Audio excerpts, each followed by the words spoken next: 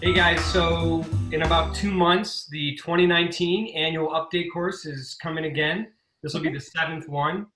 And I know that last year we had APSA come, and APSA's PDC, the Practice Development Committee, who helped identify practice gaps for us. Alex, what were these practice gaps? Yeah, so essentially the PDC, they identified areas that pediatric surgeons don't know about. And the thing is that not only do we not know about them, we don't know that we don't know about them. And a practice gap is the distance between what is best practices or evidence-based in what you should be doing and what actually happens. So not only do I not know what I don't know when I don't know it. This is just kind of their effort to help identify areas that we could improve on and help spread the message that kind of take away key points for those gaps. So I think it was last year was David Powell, Craig Lillahei, and Chuck Snyder, and they presented some major practice gaps. Number 10 was restrictive transfusion policies, and they shared that transfusing to a target hemoglobin of 7 instead of 9 or 10 like some institutions do actually has no difference in mortality. And in addition to this, they wanted us to remember that blood transfusions increase the risk of DVT in patients, so we should be careful with them.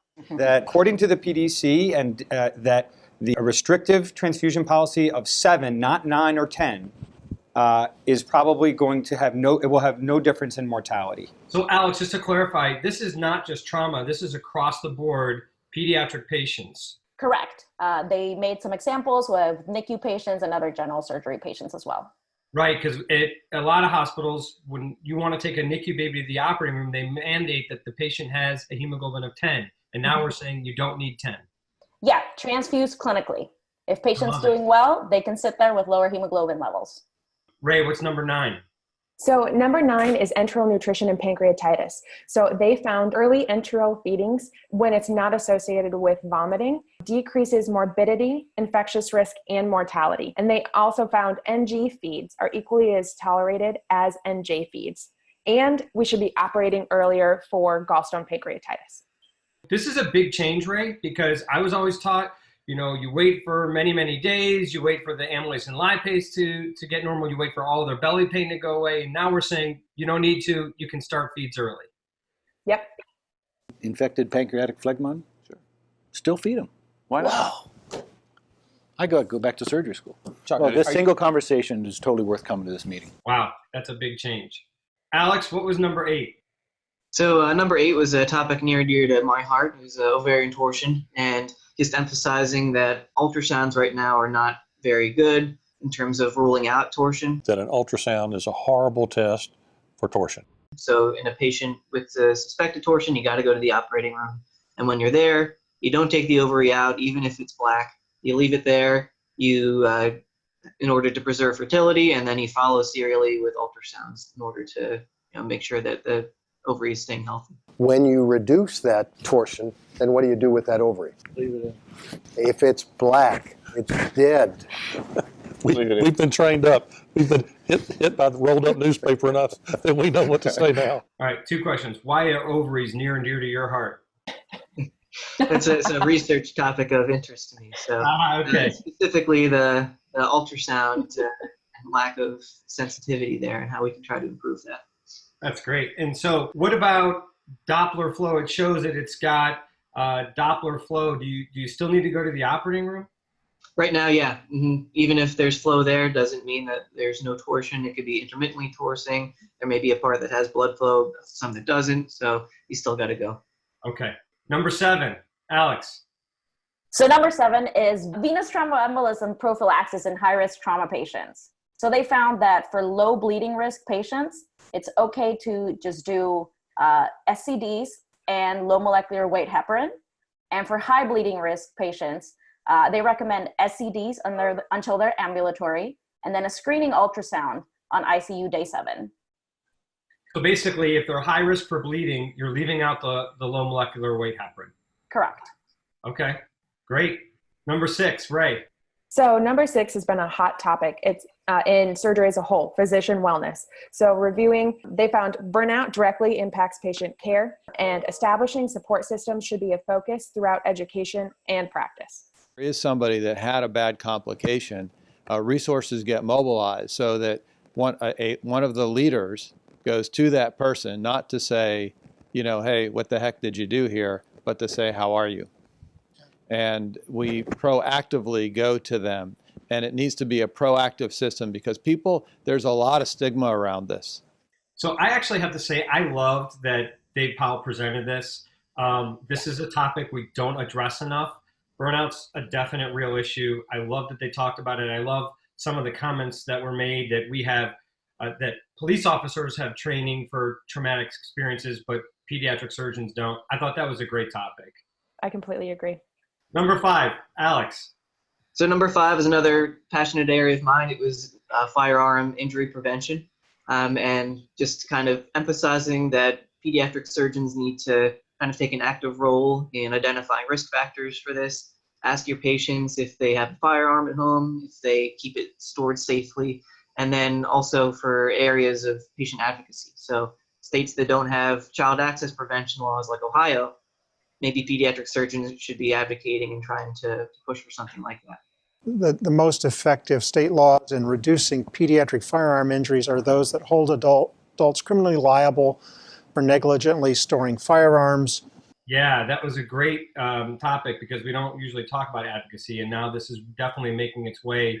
And the approach is not one around Second Amendment or politics or anything else. It's about children being shot and children being safe. And even at APSA, this is becoming a real big presence of APSA's advocacy. Number 4, Alex. So number 4 addresses maintenance fluids and resuscitation. Before, the dogma was you switch from isotonic to hypotonic once you reach maintenance phase. The new information is that you should continue with isotonic fluids because this decreases the risk of hyponatremia without any adverse consequences. So I thought this was huge. I don't know what you guys thought. I have always been trained, start with normal saline or LR and then switch to half normal saline or quarter normal saline. That's the way I've been taught. This whole idea of keeping them on isotonic fluid was a complete new thing to me. What about you guys? It is very practice changing. And at the same time, we have the data, the evidence is there. And most people are still reluctant to do this. I still see a lot of people ordering hypotonic fluids on the floor. Okay. Number 3 was Wilms tumor protocol violations. So 1, we need to be sure that we're taking out lymph nodes when we're doing the nephrectomy, because that automatically upstages our patients if we're not taking out the nodes. There is a local and systemic staging system that we need to remember. And pulmonary mets do not preclude a primary nephrectomy. Just because you have metastatic disease in the lung doesn't mean you shouldn't treat the primary with a nephrectomy, because that changes whether or not you're going to get radiation therapy as well. So as Dr. Ehrlich would point out, there's kind of a local stage for Wilms tumor, and then there's a patient staging for Wilms tumor. All right, Ray, that's huge because I know that that's a major violation that is something that hopefully through education we can start increasing the numbers of people that are doing those node biopsies. Number 2, Gibbons. So number 2 was talking about nonoperative management of appendicitis. So we've known about nonoperative management of perforated appendicitis for a long time, but this was just kind of appendicitis in general. And it emphasized that treating with antibiotics had kind of equal outcome measures in terms of initial operative management. There was like a 15% risk of recurrence of appendicitis at a 1-year follow-up, but otherwise you had decreased hospital stays and decreased days of disability. So we're not telling you what that the world changed to non-operative or operative treatment of appendicitis. All we're saying with this is non-operative management is an option. It has some risks and benefits that need to be taken into account, and then make a decision accordingly. You know, my whole take on that was it's great to see that information. I still think it's dealer's choice. I don't think a flat out recommendation was being made by APSA to start doing non-operative appendicitis. I think it was showing that the data is becoming more clear, and it's still dealer's choice on whether people do one versus the other. Right. Alex, what was number 1?